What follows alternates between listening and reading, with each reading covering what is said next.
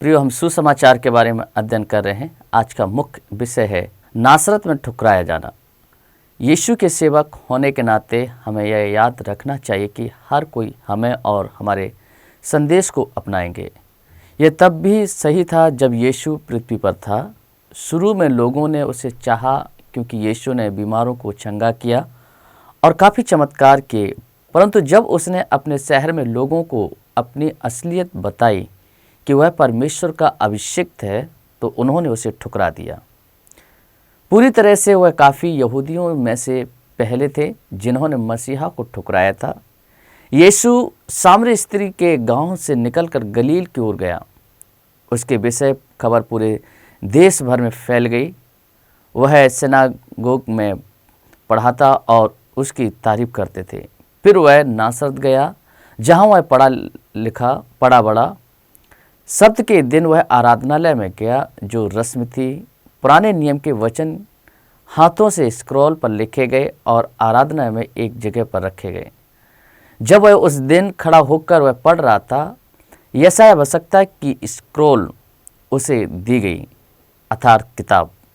उसे खोलते हुए उसने पढ़ा, परमेश्वर की आत्मा मेरे ऊपर है क्योंकि उसने मुझे अभिषिक्त किया है कि गरीबों को सुसमाचार सुनाऊं।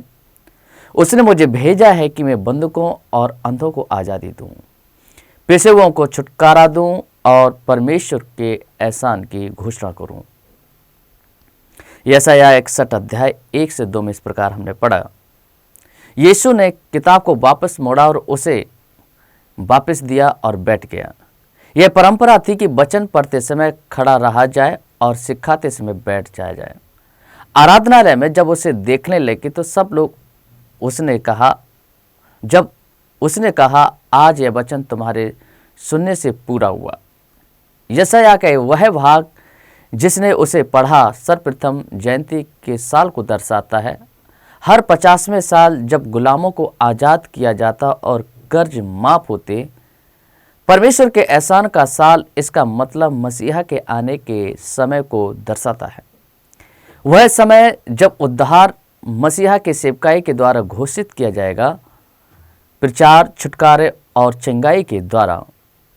यहूदी असमंजस में थे और यीशु को उस प्रकार से स्वीकार नहीं कर पा रहे थे जो कि यीशु स्वयं को बता रहा था। उन्होंने उसे ठुकराया क्योंकि वह स्वयं को मसीहा बता रहा था, परंतु वह उस मसीहा की तरह बात और व्यवहार नहीं कर रहा था जैसे कि वह आशा कर रहे थे।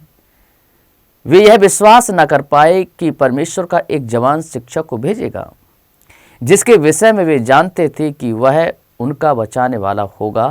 फिर भी वह उसके द्वारा बोले गए दयालु वचनों पर अचंभित थे। उन्होंने कहा, यह तो यूसुफ का पुत्र है। यीशु ने उससे कहा, मैं जानता हूं कि तुम क्या सोच रहे हो। यदि तुम भटकता हो तो यहाँ पर कुछ चमत्कार करो जैसे कि हमने सुना तुमने कफरनहूम में किए हैं।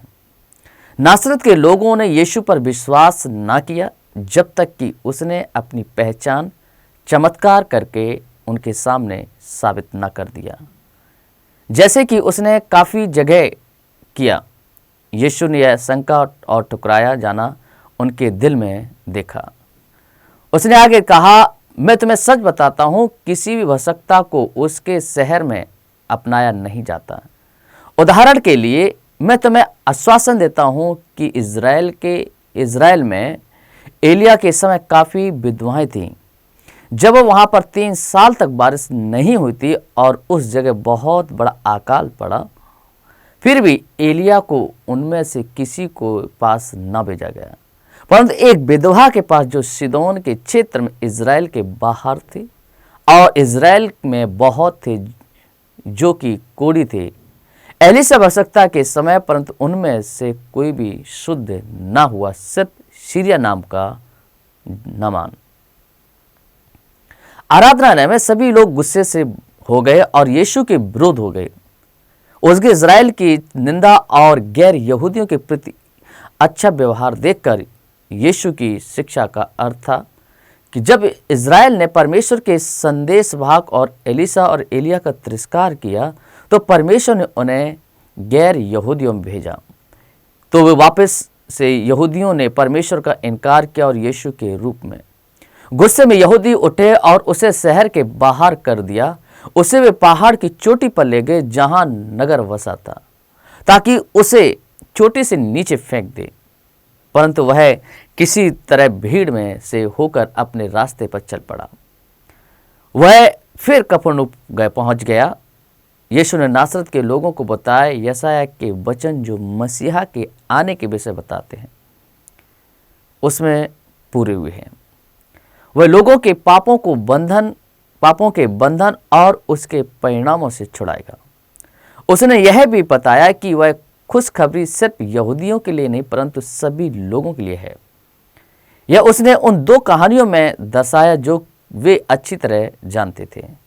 पहली कहानी एक गैर यहूदी विधवा थी जिसने एलिया के लिए बंदोबस्त करा अकाल के समय। दूसरी कहानी गहर सीरिया के सैनिक की थी जो कि एलिसा के समय में कोढ़ से शुद्ध हुआ था। दोनों कहानी दर्शाती हैं कि परमेश्वर उन लोगों को भी उत्तर देता है जो विश्वास करते हैं। उनका शहर था या उनकी पृष्ठभूमि मायने नहीं रखती है। यीशु का कहना यहूदियों को स्पष्ट समझ में आ गया, परंतु वे यह मानने को तैयार नहीं थे कि यीशु ने जो कहा वह सही था।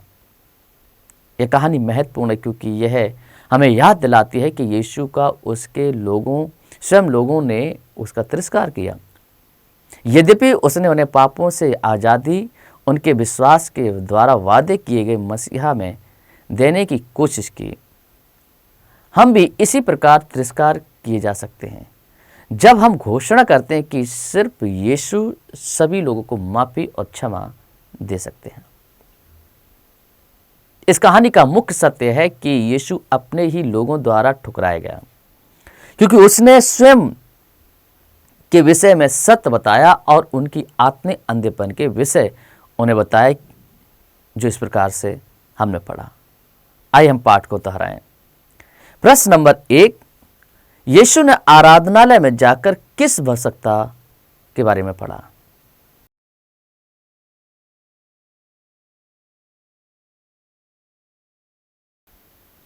यदि आपने कहा कि उसने यशायाह से पढ़ा तो आप सही हैं। प्रश्न नंबर 2, नासरत के लोग क्या चाहते थे?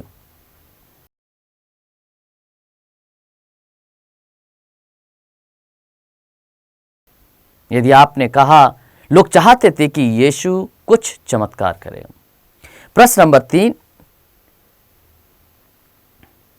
नासरत के लोगों के प्रति कैसा उत्तर था जब उसने दो कहानियों के विषय बताया, गैर यहूदियों के विषय जिन्हें परमेश्वर ने काफी पहले मुहैया कराया था?